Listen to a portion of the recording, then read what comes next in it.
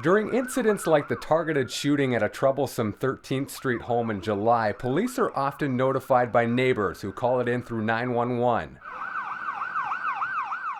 But the Kamloops RCMP were also aware it was a nuisance property. So we got out on Thursday, and he's currently residing in the downtown area. In the last year, the detachment has shifted more of its focus to intelligence-based response, not solely relying on emergency calls from the public. Kamloops has been one that's sort of always looked that way through our criminal intelligence unit, is being proactive in terms of looking at what sort of issues that are occurring in the community and being proactive about it, but also being proactive in terms of what sort of offenders are being released into our community. That's something that's been going on here for years, in terms of saying, okay, you know what, we know that historically this person or this house or this area is an issue. What can we proactively do to ensure that the community isn't affected by it? We identify these areas. But starting in 2016, under the leadership of Superintendent Brad Mueller, the Kamloops RCMP has seen the creation of a dedicated criminal intelligence unit. Who's living in that area, or who do we know that's been street checked in that area? And over the years, we've always tried to be intelligence-led and focus our resources where the intelligence has suggested that they need to go. But about 8 months ago, we decided to create our own formalized intelligence unit and bring our 2 analysts and a couple of our intelligence officers into that. And from that, we created what we called the ComStat Model. And that model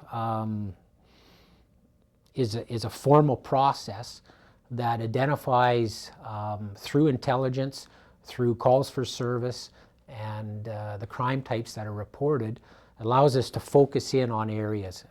So the last 2 items on our agenda are the increase in thefts of vehicle along the riverbank along Schubert Drive, and finally our downtown core and the South Shore. We've had an escalation of disturbances, daytime and evening disturbances. The newly formed intelligence unit meets every 2 weeks with other departments to share information it's gathered in the field, tips that may help the unit move forward.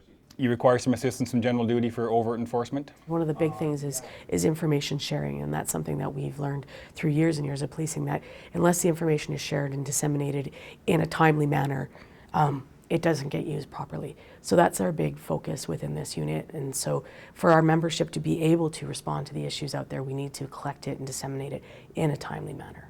What we're going to do is in the morning we're going to target those panhandlers that are occupying doorways and interfering with businesses trying to open. This intelligence allows the Kamloops detachment to target prolific offenders, nuisance properties, and hotspots, areas in the city that are noticing spikes in crime. In 2016, Kamloops in particular has seen a big jump in property crime. One of the big things that we are focusing on right now is property crime, because that does affect the community as a whole.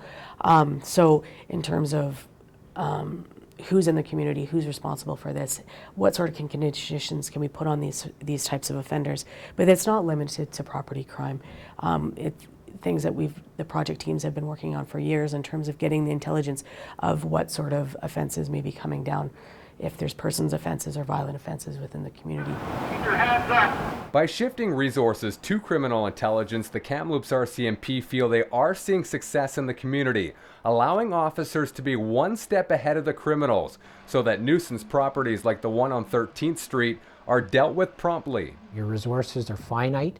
You need to use them efficiently and deploy them where they're most needed. And it's proven to be very, very valuable to us. Like anything else, if you can anticipate, if you can deal with a problem before it becomes a major issue, it definitely makes it easier for the members that are on the road.